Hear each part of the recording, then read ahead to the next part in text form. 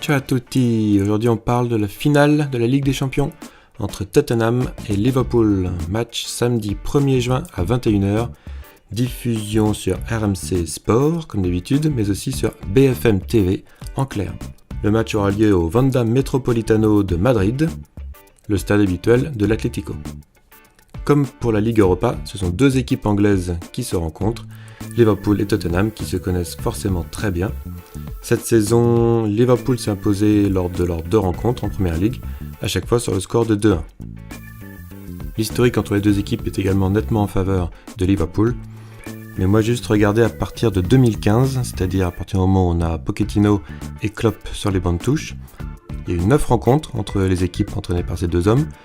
Liverpool s'est imposé 4 fois, il y a eu 4 matchs nuls et une seule victoire du Tottenham de Pochettino face au Liverpool de Klopp.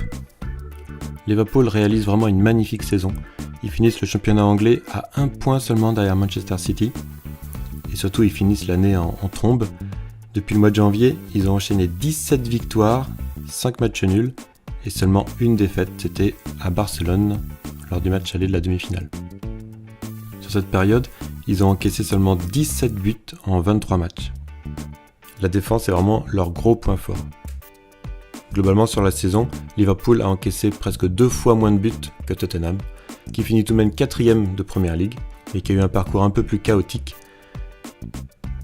Sur les dernières semaines, ils ont quand même enregistré 9 défaites sur leurs 17 derniers matchs.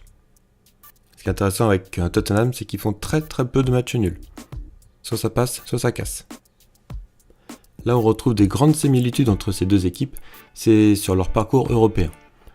Ils ont tous les deux terminé à la 2e place de leur groupe à l'automne et ils ont obtenu leur qualification vraiment à l'arrache grâce à juste une meilleure différence de but pour la 2e place. Tottenham avait même débuté sa campagne européenne par 2 défaites avant d'enchaîner 2 nuls et 2 victoires, tandis que Liverpool a un bilan étonnant en phase de groupe, que des défaites à l'extérieur et que des victoires à domicile.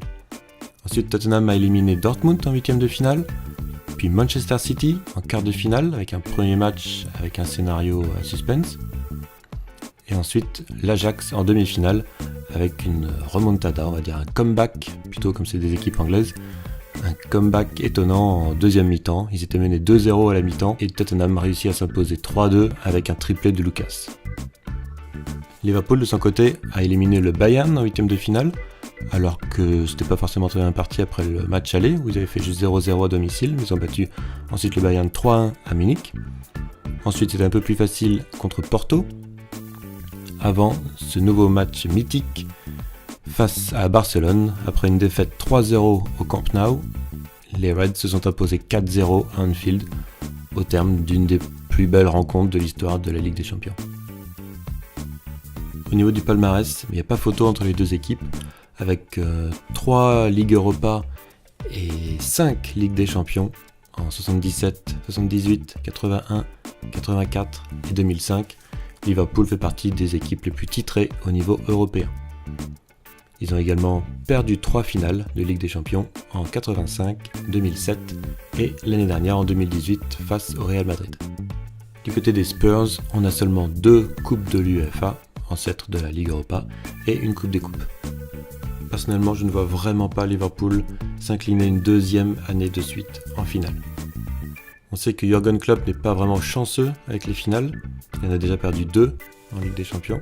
Mais justement, je pense que l'expérience acquise l'année dernière sera très importante, d'autant plus que le gros point faible de Liverpool lors de cette finale l'année dernière, c'était le gardien, et c'est devenu leur principal atout, avec Alisson Becker. Justement, au niveau des joueurs, Liverpool devrait jouer avec son équipe type, avec sa ligne d'attaque habituelle, avec Mohamed Salah et Roberto Firmino qui devraient être rétablis, alignés aux côtés de Sadio Mané. Pour les Spurs, il y a toujours une petite interrogation sur l'état de forme de Harry Kane, qui n'est toujours pas sûr de pouvoir disputer la finale. En prenant en compte tous ces éléments, mon pronostic va se porter sur une victoire de Liverpool. Alors, on va tout de suite aller voir les cotes pour ce match. Et on voit que c'est tout de même Liverpool qui est assez nettement favori, avec une cote juste en dessous de 2, contre plus de 4 pour Tottenham. On voit que les meilleures cotes sont sur Winamax. Winamax qui propose toujours une offre de bienvenue très intéressante avec votre premier pari remboursé jusqu'à 100 €. Et en plus actuellement 10 € offerts dès votre inscription. Le lien pour Winamax se trouve dans la description de cette vidéo. Donc pour ce match, le pari qui me paraît le plus sûr, ça va être Liverpool qui remporte au moins une mi-temps. Pour moi, c'est du très très safe. Ensuite, je vois un match avec au moins 2 buts, donc plus de 2,5 buts inscrits dans la rencontre. On a l'habitude, lors des matchs de Ligue des Champions, avoir pas mal de spectacles, pas mal de buts, surtout cette année. Et mon troisième pari principal, ce sera la victoire de Liverpool en sec.